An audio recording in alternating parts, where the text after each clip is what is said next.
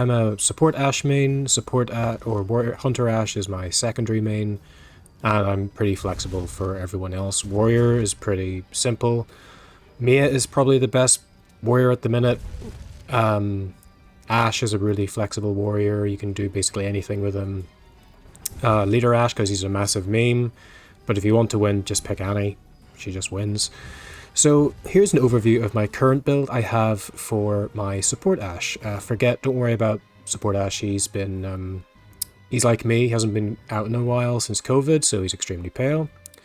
So this is my current build for him. So for support Ash, you shouldn't really be having to drink a Shemps every time someone gets hurt in your game. Cheryl is very much a heal bot. If you see someone is getting hurt, you just press Q, everyone gathers around, get topped up. Or she can just press 2 on her keyboard and everyone is basically full health again. Support Ash is a bit different. So the way he works is he's a constant ebb and flow healer. So it's not just like, for example, you go into conflict and you drink a Shemps before then. As support Ash, you should be constantly topping off your team with amulets, health from your heavy attacks, and for your hunters, you should always be headshotting them. You should be thinking, but Etho, why are you not spec'd into any gun skills? Surely, according to his skills, when you headshot them, you do more damage. The point is, your job isn't to actually do that range damage. Your job is to set up the play, as it were, for your hunters to heal themselves, and then you just go back to, heavy attacking scrub units to get the heals for everyone else. So the way I've built him is, he's a brawler. And again, you're probably thinking, Etho, why have you not put in any points into Tougher Than Hell? This is a massive misconception with Tougher Than Hell. You should never, ever, ever put any points into Tougher Than Hell, simply because the benefit you get for 3 points of investment is simply not worth it. 10% is nothing. Resistance is bad. You should be going for more health, because if you have more health, it doesn't matter that if you had Tougher Than Hell, you would take maybe, was it 5, I think? Someone did the math on the Discord. It's something like 5 health you save by having this completely maxed out. And there are better things you can put into your tree than this perk to optimize the build, as we would say. So a lot of you aren't as sweaty as me. You don't have 28 skill points to actually dump into support Ash. So this is my support build. This is what carries me a lot of the time. Obviously, you can build them in different ways. I will show you very quickly what a level 25 build should look like. So first things first, you're playing support, so obviously you need to top this off. That's the only thing you can do. If you want to be a heal bot, you can just do something like this. Don't even need that. Or actually you could, because you don't have the points to spend. You could put points into balance bar, because a book you should have a sledgehammer or a lumberjack axe and just stunning things as they come out of the portal. I know that shouldn't be the case, but that's the meta. You should top this off, and you should have 3 skill points left over by the time you are done here. So for this last point, you can put this really anywhere. I would recommend you put it into the amount you can carry. Any good team at book or any objective should dump their Shemps for you, so it doesn't really matter if you have an extra Shemps. You can obviously save that point to go elsewhere. But that is what a standard quote-unquote healer build looks like. But we're not like that. We are better than that. We are not Cheryl. We are not, I'm not even going to mention the healer whose name begins with D, because he's just terrible, and the less we know about him, the better. What I would do is, if I had 25 points, is obviously I would max out the carry skills, as they're called, and put them into this. And you're probably thinking, Etho, there's nothing for amulets. Again, you don't need to have amulets, because any good team will dump 2 of their 3 amulets to you. If they're a warrior, they can maybe afford to drop 1, because obviously they get better value out of them. But you don't need this. A whole point wasted to give yourself longer battery life when you can just, turn it off when you're not using it. If you play the game correctly, or if you have any experience in the game, you don't need to have your torch on all the time. Unless you're one of those toxic people who just constantly flames the killer by spamming them. You can do that, but I'm not going to judge you. This is the best 25 build. Unquestionably. with support Ashe, because support Ashe, he's not really meant to be like Cheryl. He's not meant to be a heal bot who just holds all the shemps, who holds all the amulets, because really the only thing Cheryl can do is maybe max out her dodges, and instead of going into melee damage, she goes into ranged, because honestly, Cheryl sucks, and I really hate seeing her being picked all the time. She's picked because she's strong, she gets free heals for free, she can press Q and people get free heals. She heals more with each shemps. She's extremely strong, but it means the other supports need to be brought up to match her. I mean, support Ashe has been tweaked over the years, or over the months, should I say. God, it feels like years because this game never gets any updates. But this is what a support Ashe build should look like. If you do get to my level and you want to... Where should I put these extra points to actually, you know, increase or further optimize my build? I would say the best thing to do is put points into first aid, because it means on the rare occasion that someone does go down and you want to, you know, be seen as the second coming of Christ, you can just pick them up again and they have over half their health back for nearly all the characters except maybe Henry and a very tanky warrior who maybe has maxed out their health. Another good thing to do with your extra point is just to max out the dodges for the meme, because there isn't really anywhere else you can put it where it is going to be optimized. I mean, again, 5% damage isn't really worth it on support Ashe because you're not going to be consecutively headshotting things. Again, your job is to line up the shot.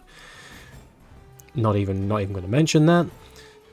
A waste of time. I mean, 10% of your health, okay, but again, 2 heavy attacks with a lumberjack axe or a collateral hit with a sledgehammer will get you that back anyway. Don't waste the point. Courage in numbers.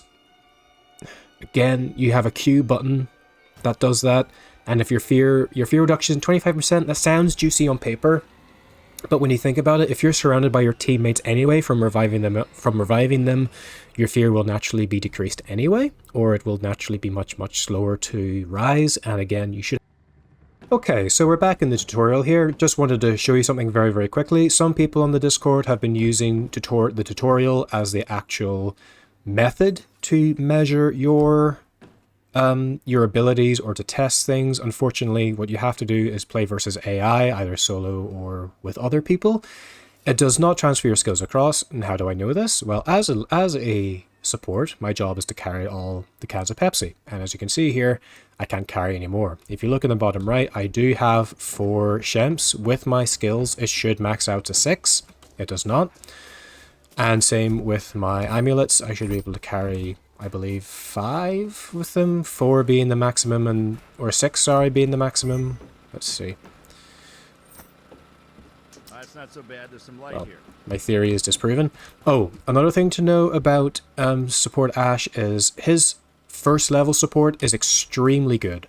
A lot of people get really memey things like they go with Warrior Ashe because it gives a bit more damage on the shields. Fair enough, maybe you enjoy playing Warrior Ashe, but with support Ashe, his heals currently, when you don't prestige, are capped at 20%.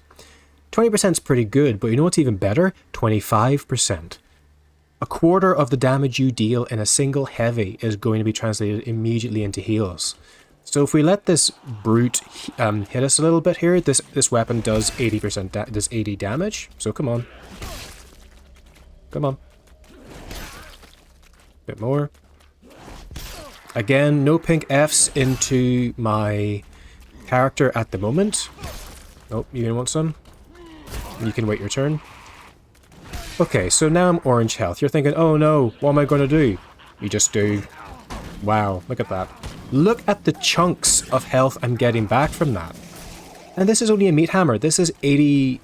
Let me see. This is what? 87 damage? Like, 87 is... I mean, that's not... That is what? Less than a lumberjack axe? So, again, do not sleep on this. And if you're thinking, okay, what about... Well, I can't show you last hit combos, unfortunately, because of, you know, the tutorial does not reflect the skills of the character. But again, look, I'm not touching my shemps. I'm not touching my shields. From just the filler enemies, I'm completely topping off my own health. And if I had a better weapon, like a sledgehammer, I would be doing... That was 153 damage. Again, no pink F damage upgrade yet. We will see how much that improves in a bit. Okay, Let me test my theory here. Does it... good. Shovel! This is a Sash's bread and butter. A Sash should always go for a shovel, or you should go for a lumberjack axe or a sledgehammer. Just make sure you beat off... Well, don't actually beat off. Punch off the Scotty to get it. So...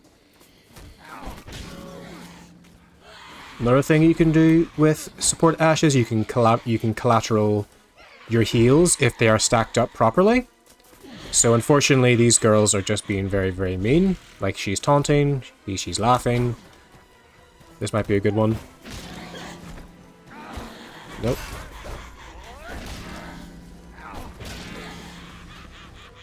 Bonk. Boink.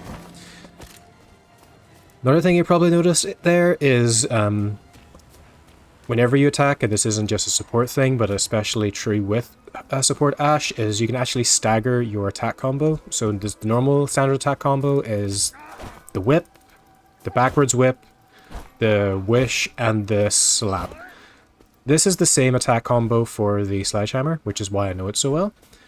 So for example, you don't have to be standing still to do this. You can run and do it, you can backwards and do it, you can even walk and do it. It's very similar to anyone who plays any demon, especially the puppeteer, who has the light, heavy combo, which can be infinite if you dodge and run between your attacks. Same thing happens here. So if you want to set up, for example, say a Scotty has stun locked a possessed elite here, and you want to ensure you get the maximum amount of damage, what you could do is, say you're smacking a couple of, those nasty boys here, you can walk up a little bit. Well, don't walk on the curb, because that obviously happens. But you can just stagger the combo, like so, and then there's a bit of a pause. You probably didn't even see it was that long, but if you've played the game, you will know the timings of the heavy attacks, and that they have to be extremely close together. You do have a little bit of breathing room. It's just a little pro tip that if you want to completely maximize your gameplay, is you can do that. I'm not even going to do that. I'm actually going to go and smack some people. So, again, we traded. See that? I was able to take 2 steps before my combo window disappeared. So now I'm completely reset. So by the time if I walk up to this guy, if I hit intentionally because I need to have something to heal, he's behind me. Unfortunately, getting hit does reset your combo. However, depending on where in your animation you are, you actually have what's called frame priority, or frame. I think it's not iframes, because you obviously get hit in them, but I think it's something the Street Fighter community coined, where it's effectively you have priority frames, so they won't smack you out of it. You will continue to actually, do damage to people, or continue to maintain that animation priority. So it means you can then continue on with this. You probably just see me do something there you probably haven't done before, or you may have and you didn't even know you were doing it. I was doing an animation cancel, one of the few animation cancels that are still left in the game, and with any character, especially, a healer whose priority is completely in his melee combat to sustain his team, is you have... Oh, I completely lost my train of thought there. Oh, animation cancelling. Yes. So say, for example, there's a character here, and I'm currently smacking the crap out of him, but then a guy comes over here. You just press your draw button. Sometimes if I'm getting shemps off someone, or they find a nice weapon, I thank them by spamming this. That's what I do.